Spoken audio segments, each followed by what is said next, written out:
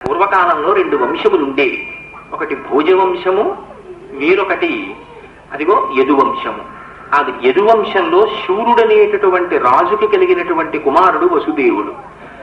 భోజవంశములో ఇద్దరు ఉండేవారు, ఒకరు ఉగ్రసేనుడు, ఒకరు దేవకుడు. ఉగ్రసేనుడు దేవకుడు అన్నదమ్ములు. ఆ దేవకుని కుమార్తె దేవకి, ఉగ్రసేనుడి కుమారుడు కంసుడు. అన్నదమ్ముల బిడ్డలు కాబట్టి కంసుడు దేవకి అన్నా చెల్లెళ్ళు. ఈ దేవకీదేవిని తీసుకొచ్చి యదువంశంలో జన్మించినటువంటి వసుదేవునికి ఇచ్చి వివాహం చేశారు. చేస్తే వీళ్ళిద్దరినీ అన్నగారైనటువంటి కంసుడు రథం ఎక్కించుకున్నాడు, సంతోషంగా తీసుకెడుతున్నాడు అత్తవారింటికి. అక్కడ వరకు కథాభాగం చాలా సంతోషంగా ఉంటుంది. మనకి ఇంగ్లీష్లో చెప్పాలంటే కజిన్ అయినప్పటికీ కూడా కంసుడు ఎంతో ప్రేమానురాగాలతో పెద్ద శారినిచ్చి ఆ చెల్లెల్ని రథంలో కూర్చోబెట్టి, బావగారిని కూర్చోబెట్టి, పగ్గాలు తనే స్వయంగా పట్టి, అంతమంది రథాన్ని నడపగలిగినటువంటి సమర్థులు ఉన్నప్పటికీ తానే కళ్ళాలు పట్టుకుని నడిపిస్తున్నాడు. ఇంతలో అశరీరవాణి పలికింది.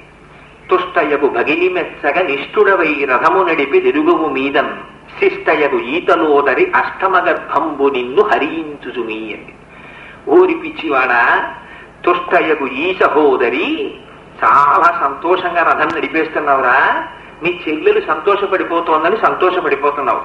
కానీ నీకు ఒక విషయం తెలుసా, ఈవిడ కడుపున పుట్టేటటువంటి 8వ సంతానం అష్టమ గర్భం నిన్ను హరించుచుమి, నిన్ను చంపేస్తుందని. ఈ మాట విన్నాడు. వినగానే అప్పటి వరకు రథసారథ్యం వహిస్తూ వెనకాతల ఉన్నటువంటి చెల్లెలు బావగారితో హాస్య ప్రసంగం చేస్తున్నవాడు గభాంగ రథం నుంచి దూకేశాడు. దూకేసి అప్పటి వరకు చెల్లెలు చెల్లెలు అని ప్రీతితో మాట్లాడినటువంటి వాడు ఒక్కసారి చెల్లెలి యొక్క జుట్టు పట్టుకున్నాడు. పట్టుకుని రథం నుంచి కిందకి లాగేశాడు. లాగేసి వరలోంచి కత్తి తీసి ఇప్పుడే నీ కుత్తుకు నరికేస్తానన్నాడు. వసుదేవుడు మహాజ్ఞాని, గొప్ప భక్తుడు. ఆలోచించాడు, ఎంతో చెప్పాడు. అన్నవు నీవు చెల్లెలికి మన్నన్న చేయుటో, మడలిచ్చుటో, చీరలు సరిలిచ్చుటో, మధుల మందుర భాషల నాదరించుటో చేయక, మిన్నుల మోతలే నిజము మేలుని చంపకుమన్నా, మాని రావన్నా, వధింపకుమన్నా, తగదన్నా వేడెదన్ అన్నాడు. అయ్యో కంసా, నువ్వు మాకు బావదారివి, నీకు చెల్లెలు కూతురు లాంటిది. ఒకవేళ నీ చెల్లెలైనటువంటి దేవకీదేవికి పుట్టేటటువంటి కుమారుల వలన నువ్వు మరణిస్తావు అని నువ్వు బెంగ పెట్టుకుంటే ఈవిడికి పిల్లలు పుట్టగానే తీసుకొచ్చి నీకు అప్పగించేస్తానన్నాడు. చూడండి, ఒక్కొక్కడి నిజాయితీ వేరొకడికి బలహీనతగా కనపడుతుంది. వసుదేవుడు మహాధార్మికుడు. ఆ ధార్మికతకి కంసుడు లొంగేడు. ఎంత కొడుకులైనా ఇచ్చిన మాట వసుదేవుడు తప్పడు, తీసుకొచ్చి ఇచ్చేస్తాడు. నిజమే, నిష్కారణంగా చెల్లెల్ని చంపానన్న అపవాదు నాకెందుకు, నన్ను చంపేవాడు 8వ గర్భానికి పుట్టేవాడు. పిల్లల్ని చంపేస్తే గొడవ వదిలిపోలేదు, అందుకని పిల్లల్ని చంపేస్తానన్నాడు. పంపించేశాడు ఇంటికి. వెళ్ళిపోయారు దేవకీ వసుదేవులు. మొట్టమొదటి కుమారుడు జన్మించాడు.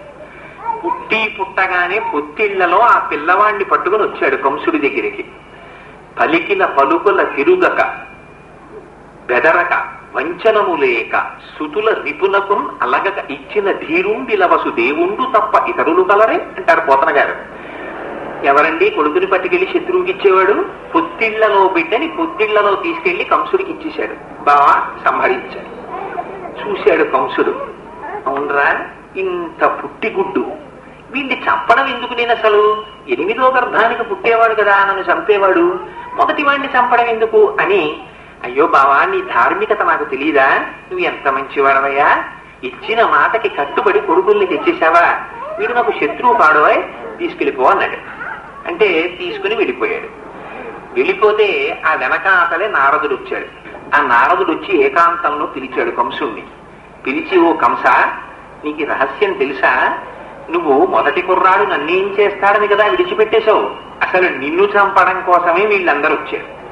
అసలు ఆ పిల్లాడు కాడు, వసుదేవుడు, దేవకి, యశోద, నందుడు, నీ తండ్రి ఉగ్రసేనుడు, వీళ్ళందరూ కూడా నిన్ను చంపడానికి దేవతల యొక్క అంశాలతో వచ్చారు. వీళ్ళందరూ కలిసి నిన్ను చంపేస్తారు చిట్ట చివరికి. ఆ తర్వాత నీ ఇష్టమని చెప్పి ఆ నారదుండు చనియదివికి ఆయన మళ్ళీ వెళ్ళిపోయాడు. ఆ మాట విన్నాడు.